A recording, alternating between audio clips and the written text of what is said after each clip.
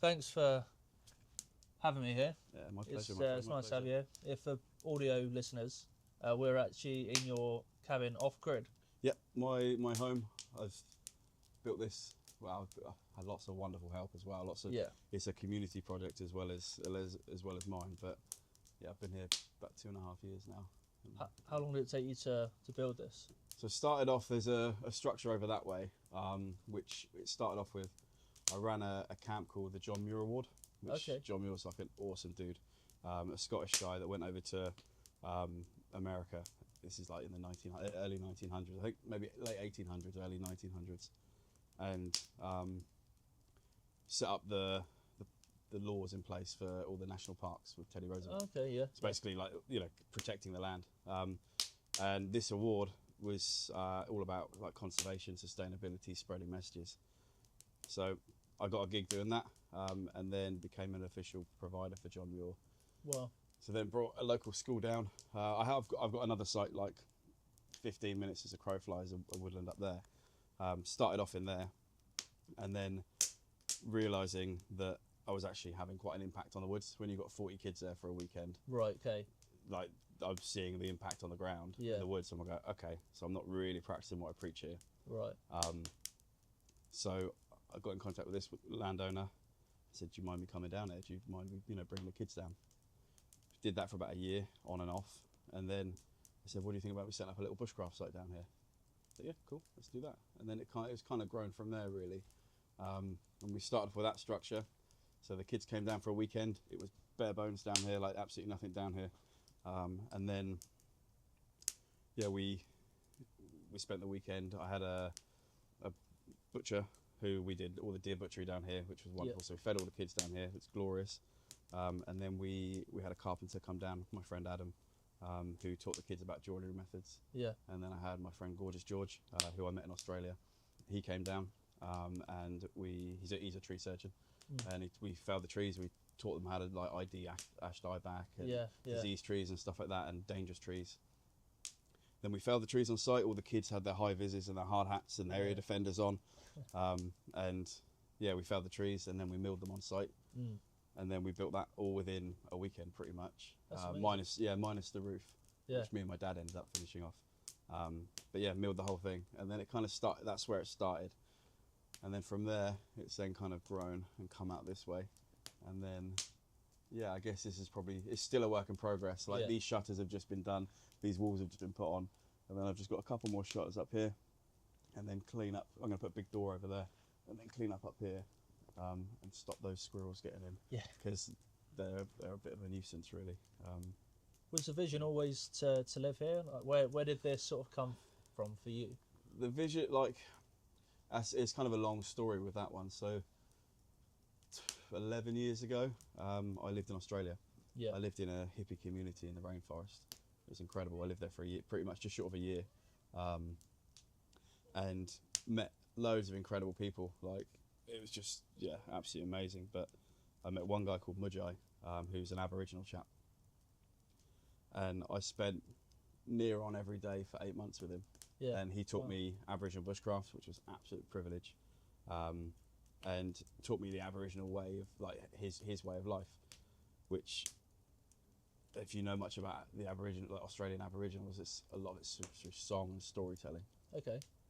And fell in love with storytelling, like absolutely fell in love with it, and I now put that through into my work now. Lots of storytelling with people pretty much in all my day-to-day stuff. But he would, we go out into the bush and he'd show me how they were living off-grid, like, living in the ganyas, which are like almost like a bender, like a hazel bender style sort of thing. So yeah, teaching me like how he was doing that, and I was like, this is really cool. Yeah. Okay. And then whilst I was there, living in this community, I met my wife, or my ex-wife now, but I met this wonderful woman, and we both had a dream of continuing to live the way we were. Like, we were living in a tent at the time, and in this tent community, this little tent city, and it was just incredible. Yeah. With a similar structure to this sort of thing in the centre as like the meeting point. Right. Yeah. Yeah, so it kind of went from there, really, and then came back long story short, after being Australia, Thailand, getting married in Bali, living in Canada for a little while, my son was born up there. But then, yeah, came back here. Spent some years being a dad and a husband. The husband bit didn't work out, but the dad bit did, so it's all good. So Life lessons. yeah, man, we're still good friends. Like really, Yeah. me and my ex-wife, yeah, she's one of my best friends. She's a I pain in think the ass sometimes, but she's a wonderful human. Really, as am I, right? It's nice for your son to see that as well. To see, Super you know, important. the reality of life. It doesn't always work out, but it can be. Yeah. You can still have a positive relationship, and you can still have, and that just shows a healthy attitude from Yeah. both of you. So Yeah. that's really nice. Yeah. So when we broke up, I then moved into a van. This rusty T4 with like holes as big as this. I could put my legs through them. Right. Spent 3 or 4 months in there, saved up some pennies, and then brought myself another van, which is actually just out there, so it's still there. Is it that the van I saw you in? Yeah, this is it where we met. Yeah. Yeah. So Yeah, that first was the one. van. Yeah. And I lived in there for just over 3 years. Yeah. With my son, he's with me. I've always had my son half the time. Yeah. It's a lovely van as well. Yeah, it's cool, man. Yeah, it was a passion project. It was wonderful to be able to kind of live in it and build it at the same time, which I really enjoyed. So yeah, from there was in the van, and then the sort of moving on here with the camps, like doing the camps here, and then after we started building this bit, I kind of said to him, the landowner, I said, "What do you think about me parking up down here on my van, like in my van, whilst I'm here?" He's like, "Yeah, can't see, there's no problem with that." And it's just kind of grown from there. So I was on the van here, like living in the van out in the field over there for a little bit, and then it's just kind of gravitated towards this, and then this, here you are. and then here I am. Yeah. Have you been able to get in touch with the guy that sort of taught you in Australia? I haven't spoken to him for a few years, but yeah, he's still an amazing human. Like, you've been able to share that you've achieved this? no, he's not seen. He's a man of, like, I don't know what. I haven't got his number anymore. Like, yeah. But I was super lucky. So I learnt from him. But at the same time, there was another chap, a really famous bushcrafter, actually, Australian bushcrafter called Cockatoo Paul. He was based around like New South Wales, Byron Bay way, and he used to do like foraging classes and survival like skills at this place that we were staying at. And yeah, one day he invited me out to the bush with a friend of mine, Dale, and yeah, we went out there. And originally the plan was to stay there for 3 months, but we were there for just short of a month in the end. But learnt bushcraft from him, making didgeridoos, like proper bush. I think his nearest neighbour was 2 hours away. Yeah, and there's a story in there which I'm yet to perfect. It involves me on the first day, me and a few of us getting lost in the bush with no shoes on, at dusk. Like, it was a real But I'm yet to tell that story properly, because it's every time I tell it, I sound like an idiot for taking my shoes off in the bush and losing them. But yeah, so I learnt from him. Absolutely amazing guy, really. Yeah, sounds it. Yeah, he unfortunately, like, probably 4 or 5 months ago, he died.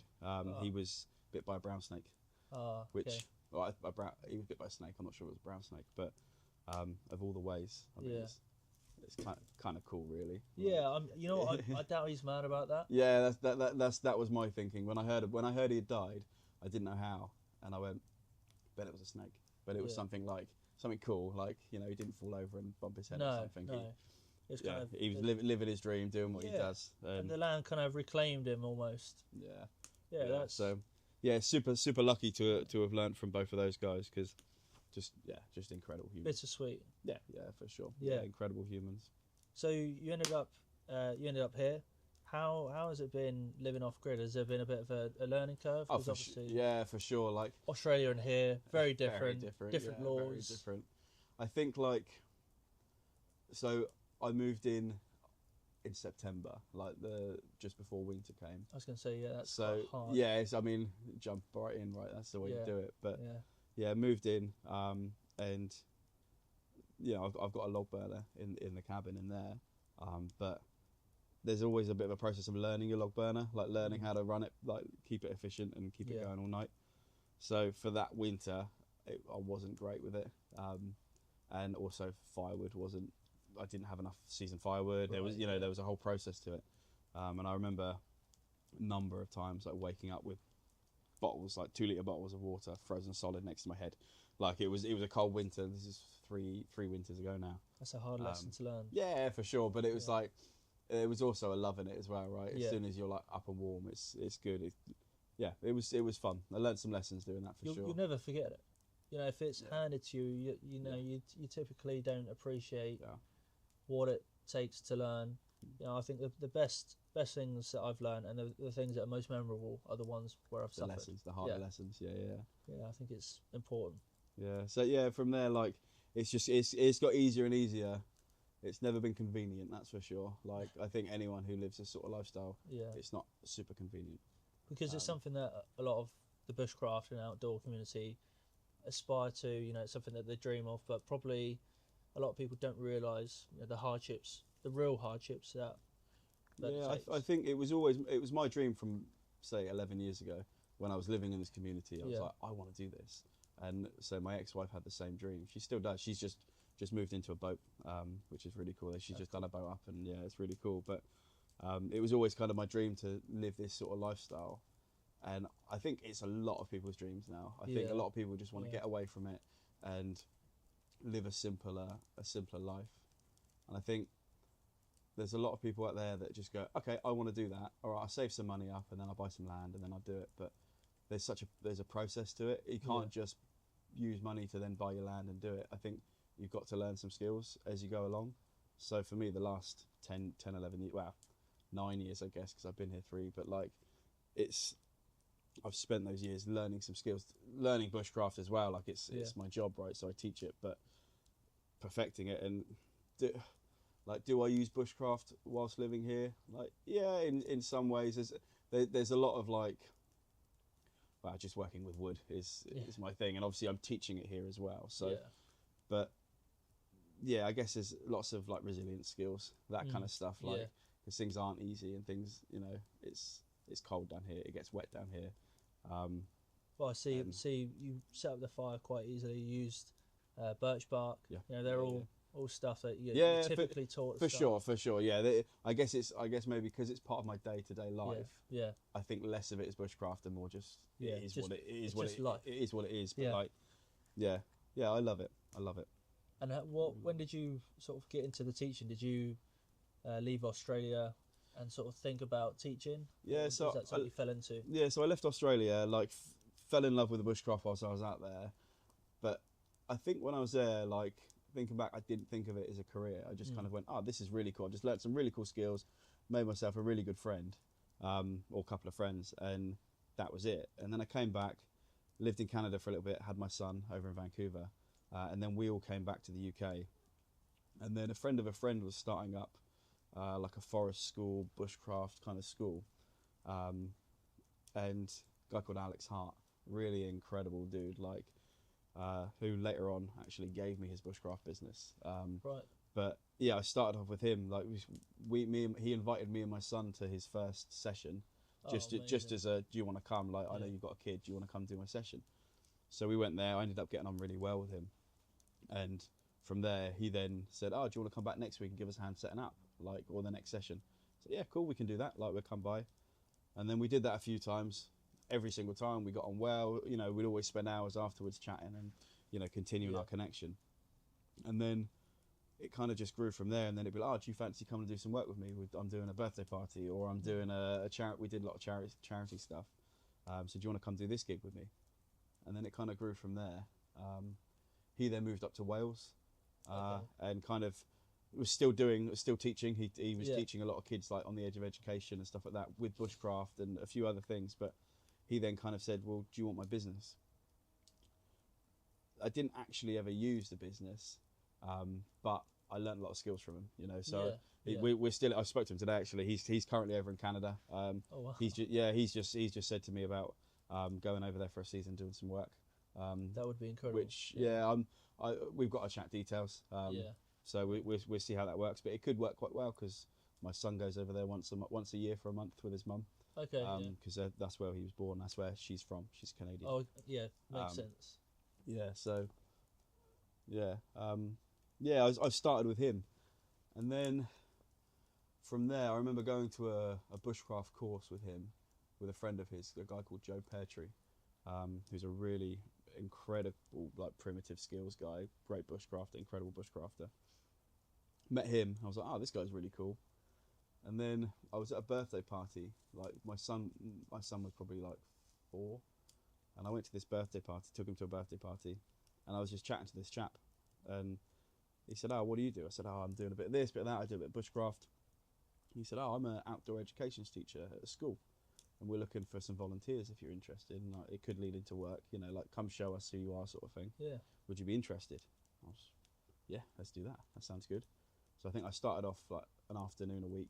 Right, yeah. And a day a week. Yeah. And then it grew, but it turned out the guy, Joe Peartree, the chap that I learnt from, I went to that course with, he was actually teaching at this school. Okay. So straight away it was like, oh, nice, a really nice connection there. Yeah. A really good connection there. And yeah, under a company called Embers, a guy called Ian Gosling, who still runs his bushcraft business. I'm not sure about Joe, I haven't spoke to him in a while, but yeah, Ian Gosling runs a bushcraft business called Embers. Right, yeah. Which is like a local sort of Meon Valley. Yeah, I've heard of that. Yeah, really good chap. Really Yeah. worked a lot with him for, I guess, probably 3, maybe more, 4 years, something like that. So learnt a lot of my skills through Joe. Yeah. And from Ian as well. And it just kind of grew from there, really. And then my own passion for it, you know, fueled that. But really lucky, like, Joe's a great forager, so he would, you know, when I was in my super early stages of it, he'd be like, well, I'm running a course this weekend, do you want to come with me, give us a hand, and in turn, like, you get to do the foraging course 3 or 4 times each day. So done that, learnt some foraging from him, learnt loads of bushcraft, learnt loads of bits and pieces from him. And then Embers then left the school, and I stayed at the school, whilst working in like 3 or 4 other schools around the area as well, in and out, kind of basically whoever was paying me the most. I was kind of going between that, and then and now I've been at the school, I think I'm out to 7 years, maybe 6 years, something like that. Yeah, teaching outdoor education, so a mix of bushcraft, ecology, horticulture. We've got polytunnels, we've got a pond, you know, like all that kind of stuff, and then mindfulness as well. So lots of so I teach the handpan, the instrument, the handpan. So we kind of throw that in there, especially in the summer. There's lots of like laying under the tree and breath work and that kind of stuff, which is beautiful. That's amazing. It sounds like you've almost fell into it a bit, but also there's a bit of a trend here that is the community, people sort of helping one another out and offering, you know, a bit of a service and an opportunity, and then it's kind of just spiraled and kind of led to where you are now. And yeah, community is, I think for me, like, community is kind of the heart of everything I do down here. It's a support network for sure, like for me, but also for everyone. But I found such support, such like love and comfort in community. It's been a really important part of my life, part of my healing journey, part of everything, right? Really, really, really important with community. So what I try and do is in the summer, for this last year, almost every Friday night down here, I have a gathering. I have like a woodland gathering, and there's around 100 odd people that come. You know, not all at once, but there's been 150 people down here at points. But like, it's usually a core of probably 15 people. But sometimes you've got 40 odd people here. But we make music and we have the most wonderful conversations. And we have a WhatsApp group now, so all these people are connecting, and it's just wonderful because I'm seeing there's people that have met down here, and there's a few people that are dating now, you know, that they've been together for a year or so, and then there's people that are going on hikes together, and there's people that are going on holiday together, and people are just doing all sorts of incredible stuff together. But it's all through community. It's all through me being able to like facilitate this space for people. And it's my passion. Community is so important. Like, it's so important. The community camps that have been put on have always been good. I know Craig used to put on a couple, and that's where I kind of got into it. I looked up bushcrafting, and I kind of found it online during COVID, and I thought, I love being outdoors. I grew up camping, but I kind of wanted to take it to that next level. And then I saw bushcraft, and I thought, I want to give this a go. And then I was following Craig, East England Bushcraft, and then I saw that he was putting on a community camp. Went there, and I met loads of people, and then I stayed in touch, become friends, and I still talk to people. And Johnny, who is a bit ill, which is why he's not here today, I met him through one of the camps and through the online community. And I think with bushcraft and just the outdoor world, there is such a welcoming community. Really, I completely agree with that. Yeah, like bushcraft, the community in that is it's just wonderful. Like when we went to where we met at the Wilderness. Yeah.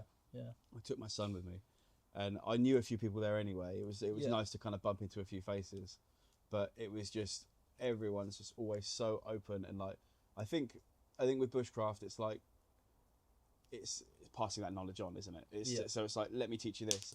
Come see this. Come see this cool skill that I've learned, or I've spent hundreds of hours perfecting. So people are always super keen to pass knowledge on, and it's like, come on, have a look. And actually, there's nothing wrong with being rubbish at it at first. No, like it's so. I think like I teach it a lot in schools, like to fail, like FAIL, like first opportunity in learning. Like I think it's so important to be able to accept that you're not going to be great at something straight away. So I think the bushcraft community is like brilliant. Like, yeah, cool, try bow drill.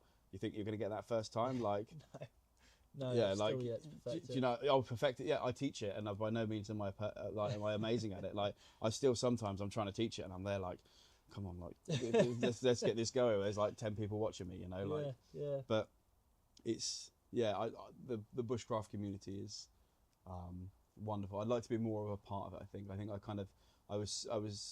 maybe like 4 or 5 years ago, I was really into the bushcraft and really kind of meeting loads of people, doing lots of stuff, and then I've backed off it a little bit, that's just my choice. Like not for any reason other than me just doing my own thing, right? Right. Like, yes, but it would be nice to be a bit more a part of it. And it's a great one for mental health as well. I know at the bushcraft show that's quite a talking point. I know there's John Bow. Yeah. He did a talk on that and about how it's kind of saved him, and he's now got a bushcraft school. And what I think is quite nice is you're a part of teaching the young children all about this and more, even more than bushcraft. You talk about the handpan, everything. Just talking and educating kids on a way of just disconnecting from the busyness of life and sort of learning the importance, and these pressures in life with what we have to deal with, or what a typical adult has to deal with. When you just go out and you sort of just learn how to make a fire, you learn how to build something. You're not thinking about these pressures, and it's great for the mind. And I think adults are learning about this, and it's saving them. But what kind of impact could that have on children if they already know it? Then you're not trying to save kids. They've been brought up in a way of learning how to deal with their mental health struggles. And it's a massive on resilience too, isn't it? Bushcraft is like, most people aren't just, no one ever just knows bushcraft. No. Right? It's a learning process, but like with the kids, it's like for fire. I used to teach in this one school, and it was kids on the edge of education, like kids, lots of trauma, lots of like, just couldn't really function or struggled to function in mainstream school. And there was this one kid, absolutely amazing human. And I remember when I first met her, she was super confrontational, super reactive. And over this course of about a year or so, I worked with her. Well, it was a group of them, but we had a really lovely connection. And I worked with her, and she went from being super reactive to just being like super chill. Yeah. And it was not just me, there was a whole team working with her, but she then went back into main school and started doing back into education. And I remember her thing was like, I'll go back into main school if I can do Thursdays with Sam, if I can come to the woods and do Thursdays with Sam. And I was like, brilliant, this is incredible. And I remember one time, like, we did a fire, it was a birch bark fire, just flint and steel, like Yeah. super simple, but she really struggled with it, like, and I could see that kind of like that old side that when I first met her, that kind of swearing and getting really Yeah. frustrated and almost giving up on it. I said to her, I was like, "You've got this." I was like, "Just keep going. Like, it's okay to be rubbish at it. It's okay to fail at it. It's okay Yeah. because you're learning how not to do it. Like, keep going." And she got this fire, and it was a small fire, Mm. but it was a fire, and I think a fire's she achieved it. That's the And- hardest point. And her face afterwards, and then we cooked our lunch on it. Like, Yeah, it was yeah, just incredible. yeah. You know what I mean? Like, it was just the most incredible like moment. Yeah. And that's a memory that sticks with me. There's one of my. I imagine with her as well, massively. I hope so, man. And she's a wonderful human. And I said to her when she's 18, because she's not 18 yet. I said, when you're 18, come find me. Like safeguarding stuff like that when you work in schools. Like, I said, I was like, when you're 18, come hang down the woods, come make friends, because meet so many wonderful small humans. Like, because being a part of the Friday thing and being a part of the community, I imagine she's going to find her people. Yeah. Which is a massive thing. I know a lot of people feel like outcasts until they go to a place like this and they meet the people that you introduce them to, and they feel like they're in a person who's a part of the group and somewhere where they belong. Yeah, there's a space here for so many people. Yeah. Like, as long as people come here with good energy and they're happy, or they're happy to try and be happy. Yeah. You know, there's a lot of healing that goes on here. There's a lot of people that who are struggling, and I've been there myself, and actually the community, I've been able to lean on the community for that as well. Yeah. But it's been it's such a wonderful place, and I open up to so many people. Yeah. I've drawn back a little bit, because when you're giving out lots of energy, and it's almost every night I would have people here, and I definitely can't season firewood quick enough, that's for sure. But holding space for people down here is really important to me, and I mentioned it earlier before we turned the camera on, but I'm starting to look into doing like a counselling degree or some sort of like qualification to do that, because I seem to be doing it anyway, but it would be nice to have some more tools behind me to actually really go, actually, have you tried this? Can you move, and refer people to different places and different, I guess, materials that can help them even more so. But it also give you the confidence that you're doing it in a correct way. Yeah, for sure. And I think, I think for almost everyone, just being sat outside by the fire is enough of a mental health boost anyway. Yeah. I think that's why a lot of us do it. Like, a lot of like Big time. bushcrafters and outdoors people, like, just being able to sit by a fire. Like, you can learn all your skills, you can learn all that, but for me, one of my favourite things is at the end of the day where you're all sat, you've cooked your dinner around the fire and you're all sat there. Sometimes it's absolute silence, right? But it's bush TV, right? Like, you know, you're happy just sitting there. I think fire is like, it's such a symbol of, well, it's energy, it's pure energy right there, isn't it? I like to call it magic, you know, like that is pure energy right in front of us, and you can't really not be amazed by it. Everything, even the wood, like, has been milled with metal, and how do we make metal? With fire. Yeah. You know, like all of our clothes, everything we've got, fire has been used to it. It's one source that hasn't changed for thousands of years. It's reliable. Yeah. Yeah, it's old faithful, you know, like, yeah, for sure. I mean, it's a big one for me, you know, it's one of the things I look forward to. You know, if I'm having a hard time, you know, I've had my own mental health struggles.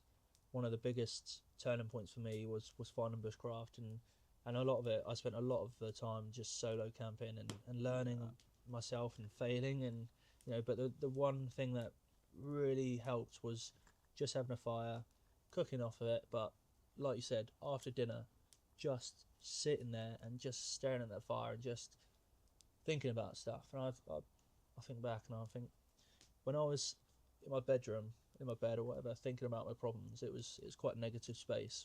When I was out in the woods, just gave me a bit more clarity. For some reason, I could just think a bit more logically and think like that. Yeah, give me a better perspective. And I just thought, yeah, actually, these problems can have a solution, and I can tackle these with a better mindset and come to a better place. I also think nature gives you that kind of, like, we are at nature's mercy, right? We are not in control. Maybe in your bedroom, you've got that control space. Yeah. You know, you can control that environment, but this environment, you're not in control. No. You know, so it's I think it humbles you. It definitely humbles you. I think it will make you go, you know, like, actually, I'm smaller than all of this. Like my issues are smaller than what I think. Doesn't always work like, you know, you don't always have that realization. Sometimes it can be a real struggle, but I think nature can be really great for that. Yeah. So, talking about the courses that you want to run and you want to sort of go on to the council thing, is that stem from anything? Why is this so important to you? I think, like, I've had my own mental health struggles. I think most people do, right? And it's all varying degrees and it's all subjective to you. But yeah, I mean, I think my mission in life, like, is to leave people better than I find them. Yeah. So if that just means a smile, cool. Like, if I pass someone in the shop and I leave them with a smile, happy days.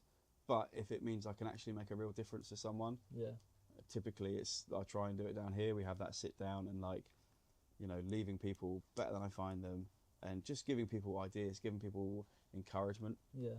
Like, I'm really passionate about the fact that every single human is just as capable and just as deserving and just as worthy as any other human. Like, sure, we all have different privileges. Yeah. Like, some people, it will be easier than others, but every human is capable and deserving of love and happiness and passion and doing the things that they want to do. So, but sometimes I think people just need to be reminded of that. Like, sometimes you just need to speak to someone.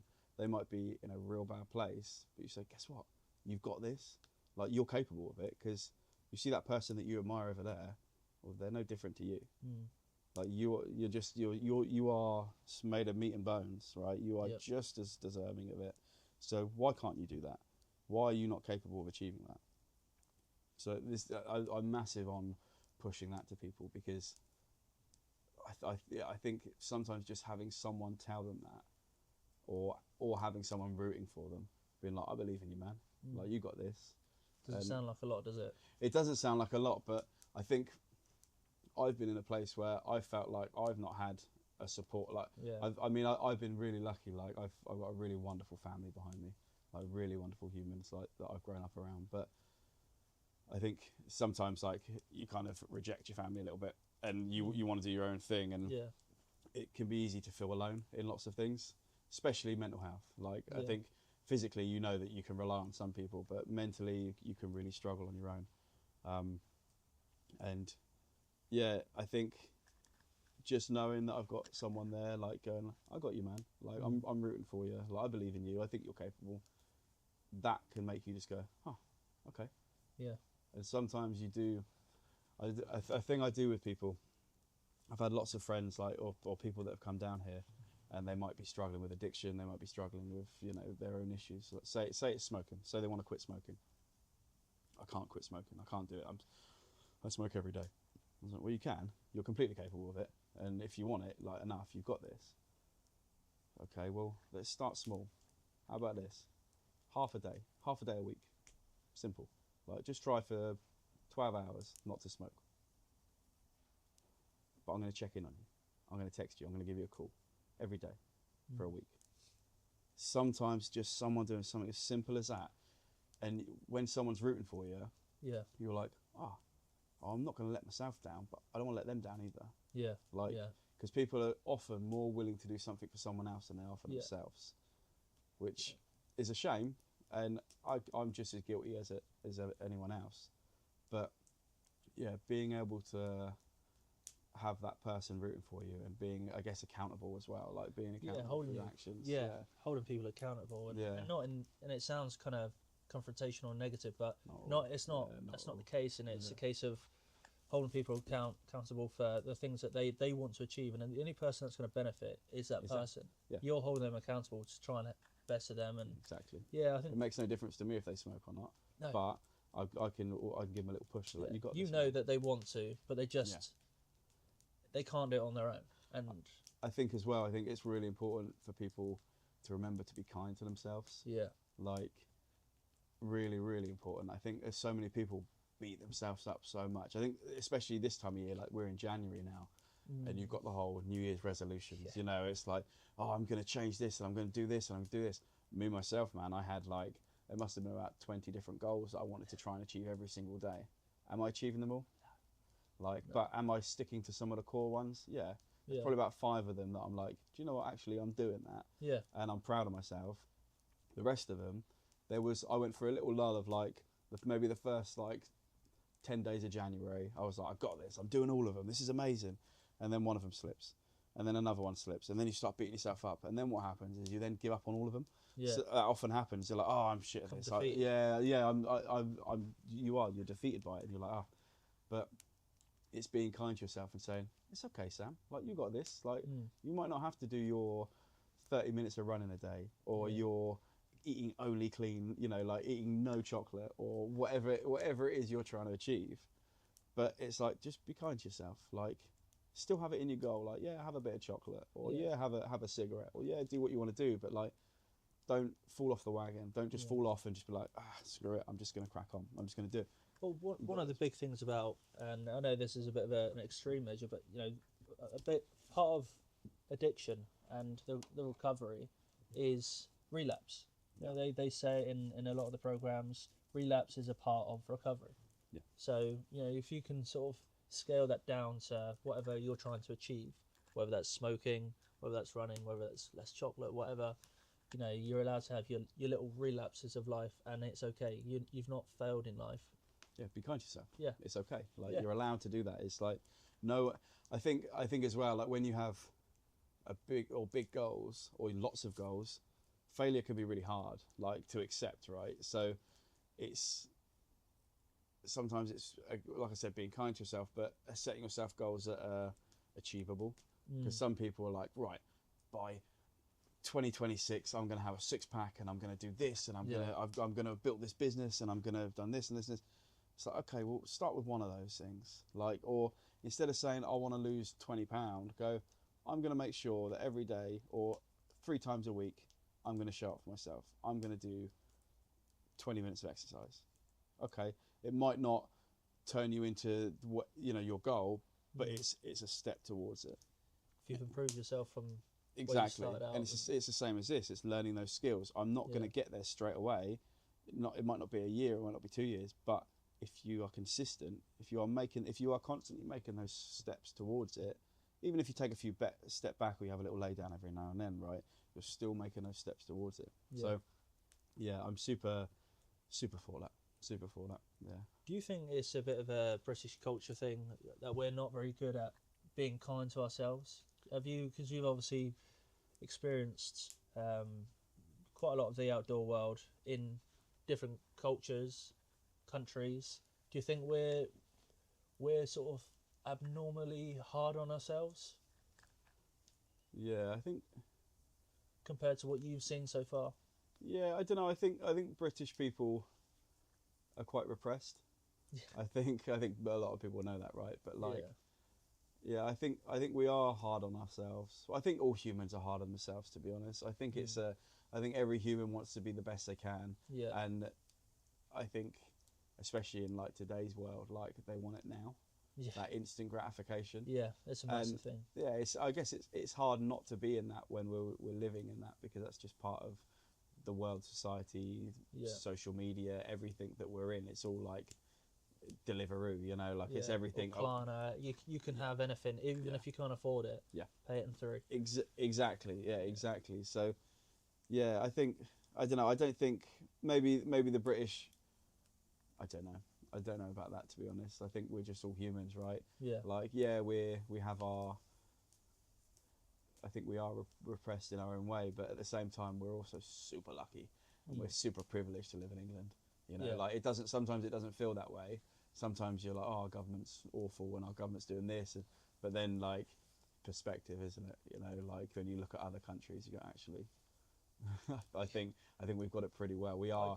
I agree. We are in a place of privilege. Most people in the UK are in a place of privilege. Yeah. Even if it means you're still struggling to feed yourself, or you're not earning, you're not getting above where you want to be. Like, we're still, most people have got a roof over their head. Yeah. They've got food in their tummy, and they've hopefully got people that love them, or they love people. Yeah. Not everyone, I know for sure, but like, yeah. No, I think we're very lucky for that. completely agree. Yeah. Do you think, with the experiences you've had in life and the skills you've learned and And yeah, all the learnings you've taken from life, do you think that's sort of helped you sort of teach your son the way of life and be a better dad? I love being a dad. I love it. Like I think one of my best teachings, like one of my favorite things, is travel. Like being able to see the world and seeing different cultures and seeing different people and experience all these different people and hearing stories. Yeah. Like hearing that actually we're all somewhat the same. We're all different, but we are somewhat the same. And by no means am I any better than you, or you're better than me, or any of the kids that I teach. Like I'm very much like with the kids that I teach.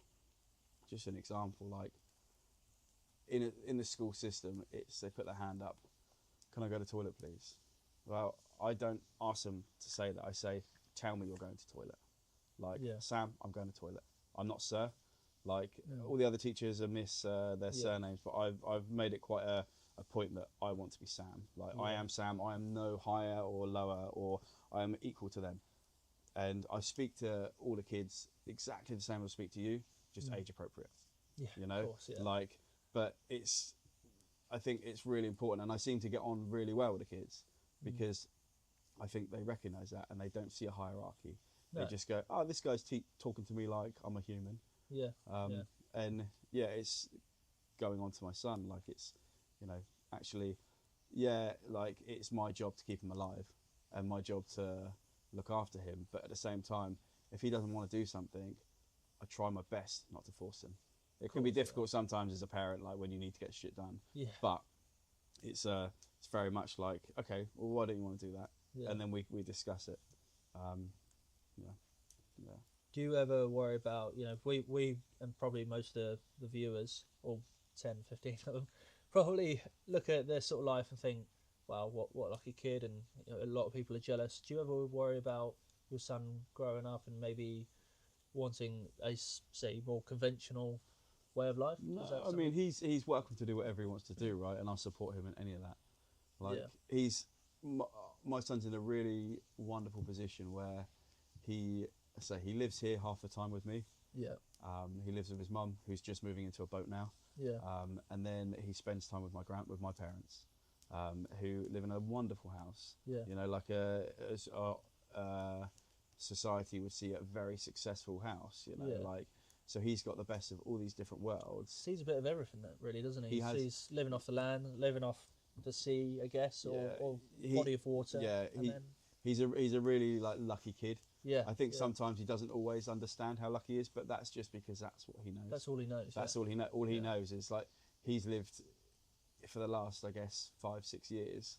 He's lived in vans and he's lived in the woods with me, and me and his mum. We lived in a garage. You know, a small little garage, and they're just moving out of that now. And he's also had this lovely house that my parents have. Yeah. So he's got to see everything. And he's a super well-rounded kid. He's a good dude. Yeah. He's a really good dude. He's 10 now, and yeah, being a dad is a wonderful thing. I love it. I think most parents will say it's like the hardest, but the most rewarding thing. Yeah. It truly is. Like it's truly a wonderful experience to be able to do, for sure. You talked about sort of New Year's resolutions. Is there anything that you're aiming to do besides what we've already talked about? You know, is there anything else you'd like to do? I know you've got quite a lot of skills. You teach a lot of skills. Yeah. So this year, I've spent the last year kind of on a bit of a burnout, like just kind of healing for myself. Yeah. The previous years, I was working super hard with my business, with my bushcraft business and my music and all of that kind of stuff, and really pushing it, and then like working 5 days a week, and then weekends and evenings, and that's a lot. You know, it was kind of a constant, and I was kind of at the beginning of last year, I was forced to take a step back, and whilst it was tough, it's been really healing for me, and I'm kind of ready to go back into business again this year, and really start pushing things. So I think this year down here, I've got a few amazing things set up, so lots of wonderful musicians come down here, and I was lucky enough to meet some really incredible musicians this year, and so the idea is I'm going to start doing for once a month for 6 months, like an intimate fireside session, music gig, acoustic session down here, Nice. which will be really beautiful. And I've got 3 incredible musicians. One that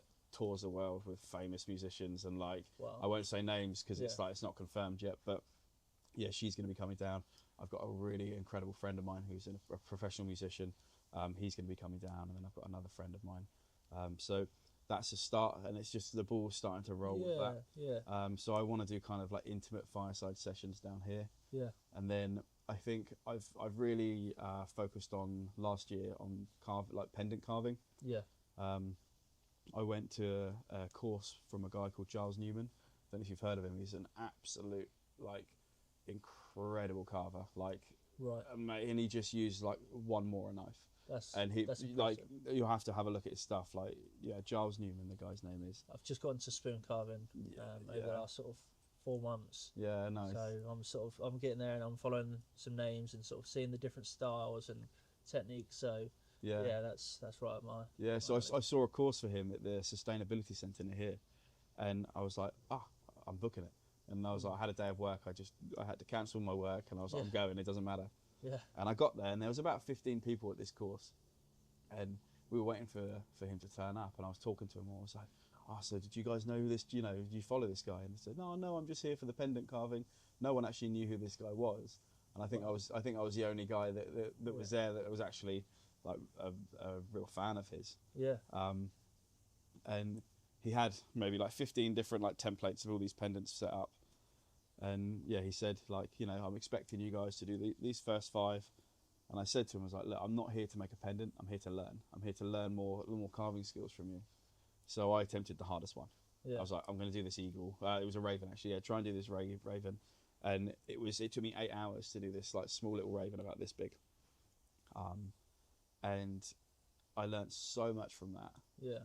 And then discovered more of a passion for the intricate side of stuff. Like, Right, yeah. when I carve spoons, my style previously was kind of like, I don't know when to stop style. So like I'd carve a nice spoon, and then I didn't want to stop carving. Yeah, so I'd be yeah, I teaching struggle with people, and then I'd just keep going, and then I'd do all these tiny little intricate bits in it, and then learning from him how to actually really refine and hone it. Yeah. So I've spent this year working on a lot of little mahogany pieces, which I've sold. It's been really wonderful. Every time I put one up, they sell. That's nice. But then I've started working with avocado stone. So Okay. the avocado pip, Wow. they're a wonderful thing. I have to show you some of them. But Yeah. what you can do with them is you take them out of the avocado, you split them, and they're soft.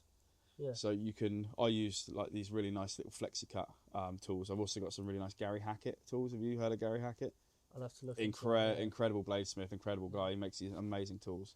But yeah, so I use these little tools to carve tiny bits out, and I sink crystals and stones into them. Okay. And then as the avocado stone dries, it holds them in place. So it's almost Wow, like the stones sit underneath it, and then you then come back and carve it. Yeah. That's really cool. Yeah, they're really cool. So the idea for this year is to start doing some courses on that, because whenever I put them up, they sell, and people always I want to learn how to make this, I want to do it, and they're reasonably simple. But it'll be like a 2 or 3 week process. So it'll be like come for a Saturday, and then we give it a couple of weeks, let them all dry. Come for another Saturday, finish them up and stuff like that. So I'm going to be doing lots of pendant carving courses. Probably come back to the spoon carving courses, because I really enjoy that. Carving is like, I think of everything I teach, carving is kind of my main passion. I think my main maybe my speciality. I'm in the thousands and thousands of hours, like 4,000 hours of carving. So I love it. By the sounds of it, from speaking to you and before the camera and everything, it seems like we both kind of get the same thing out of carving, just that ability to just leave my mind. All the things that are running through my mind, I've got like 4 different conversations going on at one time and different things coming at me.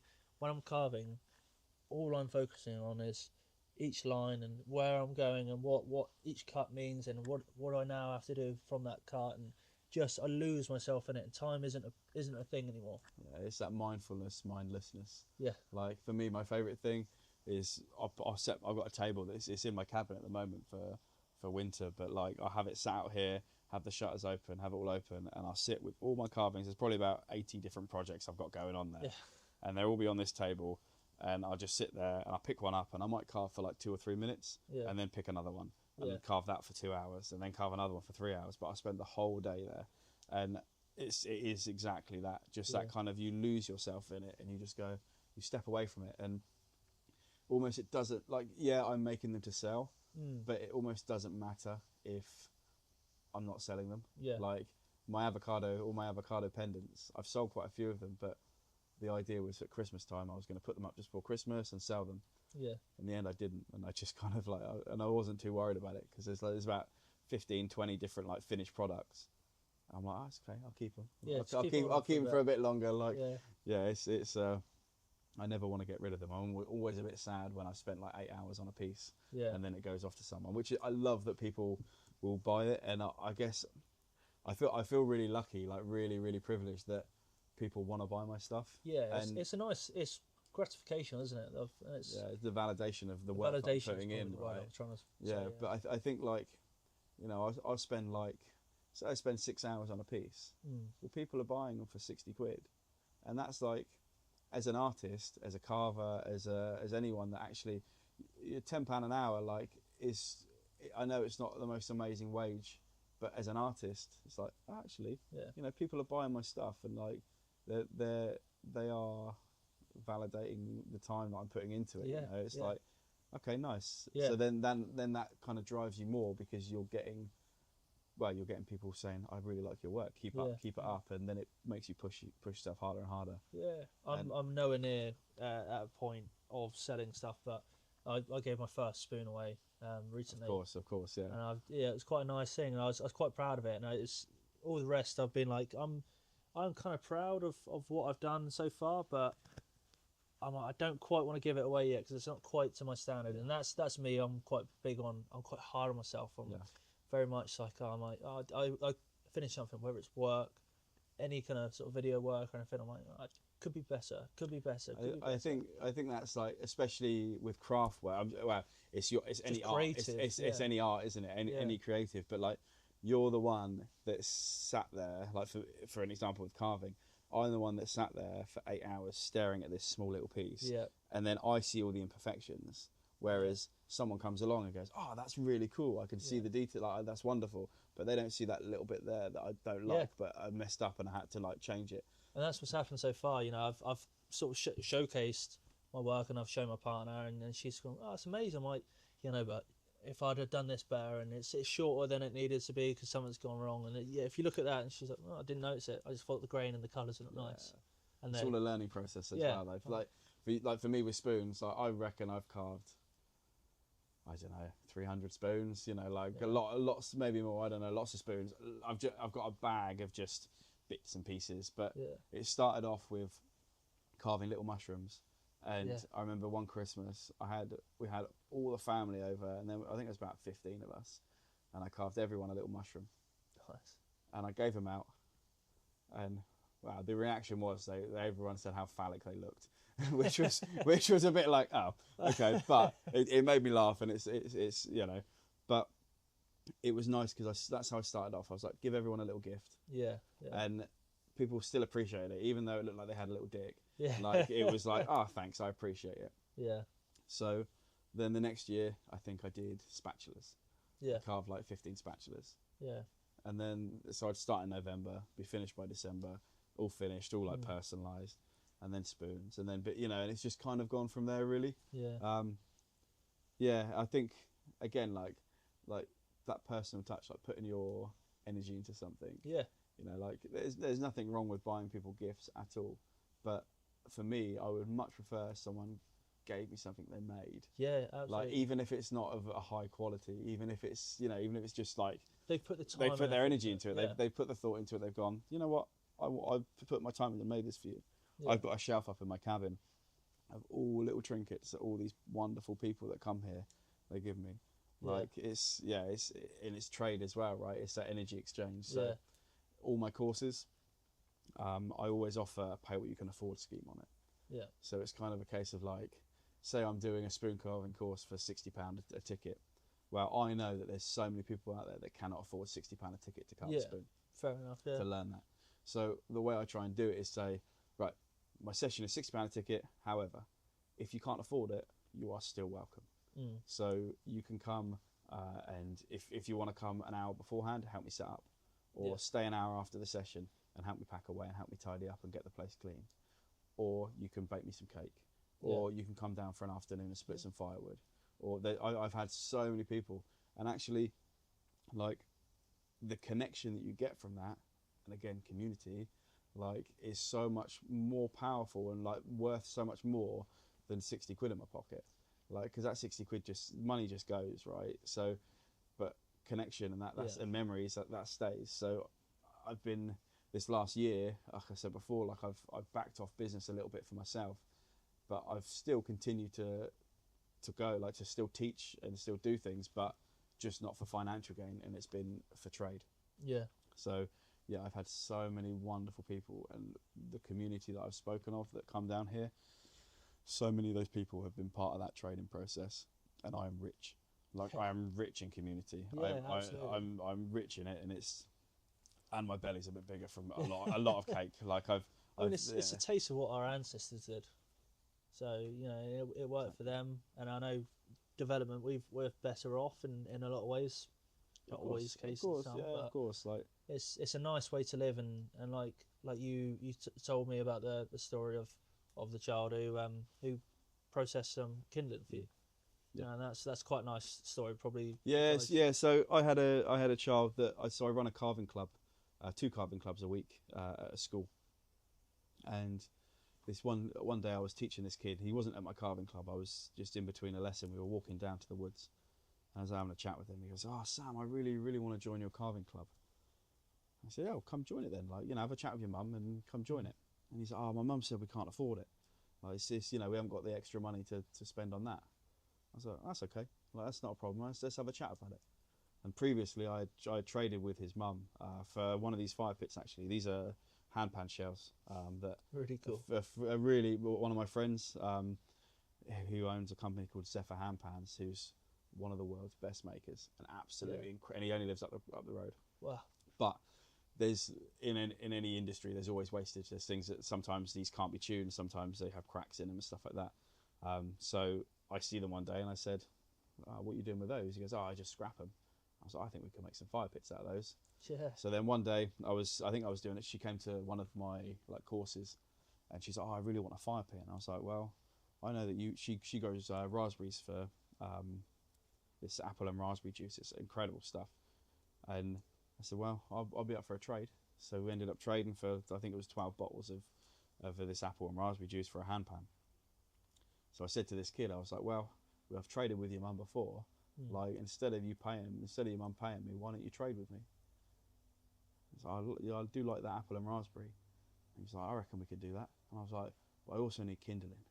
And I was like, "So what I'd like," I was like, if you're up for it, not just trade from your mum, but a trade from you as well. So I'd like it if you could split me some kindling and make me some boxes of kindling, because that will keep me warm this winter." So they gave me something like 20 odd bottles of this apple juice, and they've stopped making it now. So I hold on to it. It's quite dear. I think I've got about 8 bottles left. But he also gave me, I think it's about 5 or 6 crates of split kindling. Yeah, that's now, nice. Yeah, like, I mean, yeah, sure, that burns in a couple of weeks, but it's the lesson, it's the energy that he's put into it. He's gone, okay, Sam's giving me his time, so I'm gonna put my time into the trade. You know? And yeah, this kid's an incredible kid. Like, he's all the family are wonderful humans. Yeah, but like, it's a really and that burns in a couple of weeks, but that lesson sticks with him for hopefully the rest of his life. And at that age, when do you get the opportunity to have not like a financial sort of exchange, but like a barter exchange and just an exchange in general? You don't really have that as a child. You don't have that sort of responsibility and opportunity. So to be able to do that makes him feel like an adult, and his time is valuable. Exactly. Which is a great thing to sort of instill in kids at a young age. And there's just so many little intricate lessons that could be taken away from that. And completely agree. I try and trade with like I said, so many people I've done trade with, but I like to always offer it.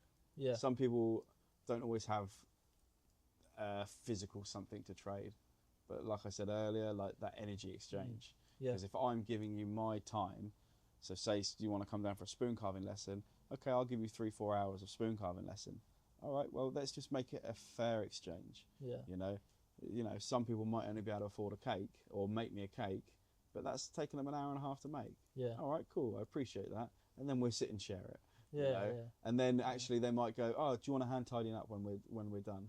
Help me sweep up, help me, like move some stuff around or stack some logs, or they see I've got a job and they're more, I guess, more open to being like, oh, I'll give you a hand. Yeah. Because it's that energy exchange. I think it's really important. I think energy exchange is super, super important. Yeah, and I think we could all probably take away from that, whatever life you lead, that it doesn't have to be monetary gain. You can just sort of help out or just accept help to help someone out. Yeah, we're all human. We're all trying to get by, and we all deserve to have the opportunity to learn skills and learn these things, no matter what kind of advantages or disadvantages you have. So I want all my courses available to everyone. Yeah. I've sort of I haven't got into the process yet, but I would love to have some sort of like government funding, lottery funding, some sort of funding, so that I can then offer all my stuff for free. Yeah. I can then say, hey family, you want to come down for a day? Yeah. Come down. And such bonding things happen down here. It's wonderful. Like just yesterday, I had a group of Duke of Edinburgh kids that come down, and they have to do a volunteer. They have to put a certain amount of time into volunteering. So like, well, come down, come do some coppicing with me, come do some splitting firewood with me, come do some bits and pieces, which is wonderful.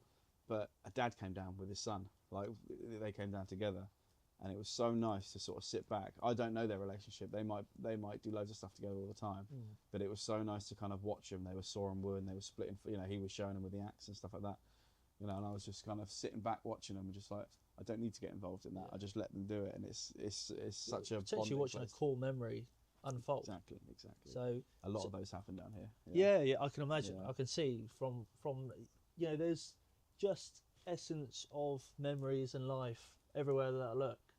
And all the tools and the trinkets and everything. It's really nice. It feels homely. It just feels warm. Yeah, when you look around this place, sometimes it takes a while. You might like go right in a corner and you go, oh, I see that, I see this. But again, trade. Yeah. A lot of this is like, there's a lovely dream catcher over there. It was traded. There's the didgeridoo up there was traded. There's the antlers were traded. There's so many different things, and all gifted. Some of them have been gifted. Yeah, sure. Some of them I've made myself or I've brought or whatever. But like, there's even my fire poker. A good friend of mine got me this as a gift. Cool. It's amazing, right? It's a cool sword. But yeah, I was in Thailand recently and I got back, and first thing he did, he was like, "I got a present for you, Sam," and give me that. And I was like, oh, amazing. But I use it and now every time I use it, I think of my buddy Melvin. It's wonderful. That's amazing. So if people wanted to learn some new skills, what are you currently offering sort of now and for the year, and how can they get in touch? How can they get in touch? So I'll be doing some survival skills. Yeah. I think at the moment, in this kind of climate and everything that's going on, I think it's really important that every human knows how to purify water, make shelter, make fire. Basic skill. Yeah. Like, I think I'm really passionate about that in teaching at schools. Every human should know those basic skills. I think lots of people think they know them. They're like, yeah, I could do that. I can rub some sticks together. It's like, no, there's yeah, exactly right. There's a skill in it. There's technique in it. And I think every human should be able to at least have practiced it once, at minimum. Yeah. So I want to start doing some survival skills, stuff like that, and foraging. There's going to be some foraging classes coming up. Lots of pendant carving courses, which is I really want to get going. Yeah. And carving, spoon carving, that kind of like basic knife skills and green woodworking. Also teaching handpan, so the instrument, the handpan.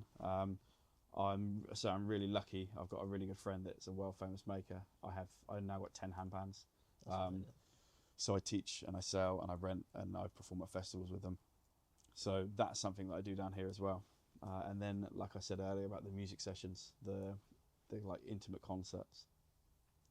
That's just kind of the the start of it for this year. Yeah. I think those are just the kind of ideas that I'm like, okay, that ball is easy to get rolling on those ones.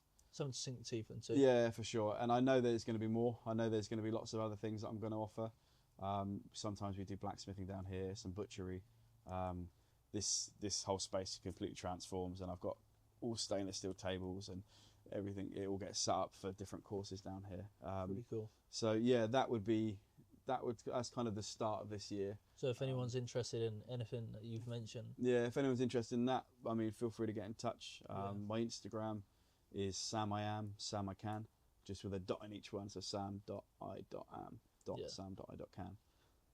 And my company is called Wild Kind Adventures, but I'm currently rebranding that name. Okay. So that, you know, that's available at the moment, but yeah, I'm going to be changing that name. Best to just get in touch with Sam. So yeah, so I think my Instagram is probably the best way. Yeah. But I guess to all of you guys that are watching, like, this is a safe space. So this is a space to come down, and if you need to talk, if you need to have a moment with someone, I got you. Just bring good energy. Just bring kindness, and I've got your back. Yeah, I appreciate you sort of coming on board with this, and Yeah, of course, I appreciate man, of everything course. you're doing for the community. Yeah, I think thank you, man. I appreciate it. it's really important to have people like you who are just offering a safe space, offering skills, and just trying to give back. And I think it's really important, and I think it's good to have role models. So I appreciate everything. Thank you, man. Thank you very much. Appreciate it. Thank you.